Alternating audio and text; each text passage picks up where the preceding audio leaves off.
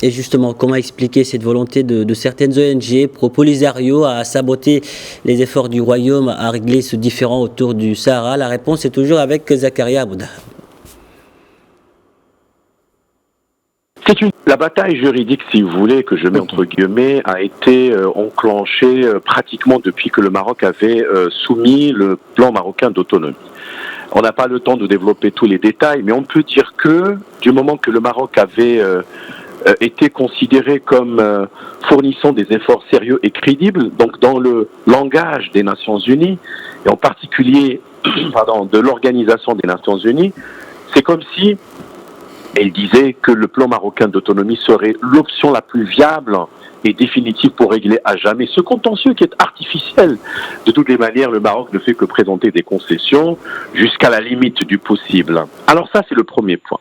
Et nous avons remarqué en second lieu que les séparatistes avaient des relais et en même temps, il existe des ONG ailleurs au monde qui sont à l'affût de thématiques plus ou moins juteuses, entre guillemets, sur le plan géoéconomique, géopolitique. Ça veut dire elles considèrent que parfois il y a des fonds de commerce géopolitique, si je puis utiliser cet emprunt.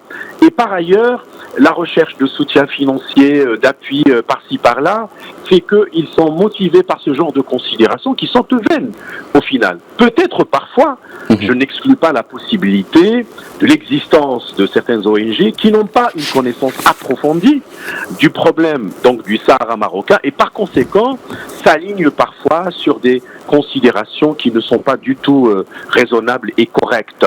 Et donc cette bataille juridique a commencé à longtemps. Au moins, si je peux la dater, je pourrais dire que en 2009, le Parlement européen avait tenté, à travers la Commission des affaires étrangères, d'introduire ce qu'on appelle le mécanisme d'observation des droits de l'homme. Dans le temps, après 2009, il y a eu, vous savez, les affaires de Dimizik et j'en passe.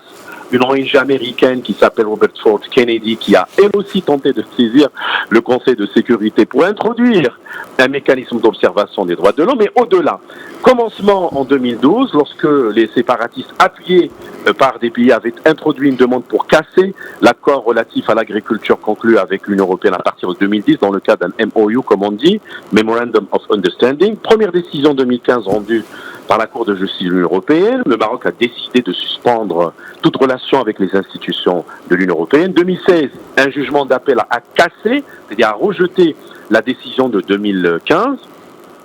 2018, rebelote, les séparatistes avaient saisi, mais cette fois-ci à travers la même ONG, je pense qu'il s'appelle Western Sahara Resource, I think Watch, qui est normalement de droit belge, parce que j'ai trouvé que son siège est à Bruxelles, mais qui a introduit en 2018, à l'époque, une action pour rejeter l'accord sur la pêche. Là, le tribunal anglais est là.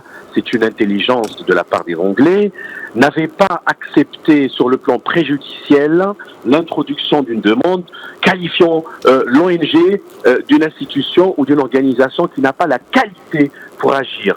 Rebelote encore en 2019, ils sont revenus à la charge, mais cette fois-ci auprès de Bruxelles et de Strasbourg, donc la Cour de justice. Et aujourd'hui, on sait très bien que le tribunal anglais avait cassé et rejeté encore une fois une demande qui a été introduite en décembre 2022.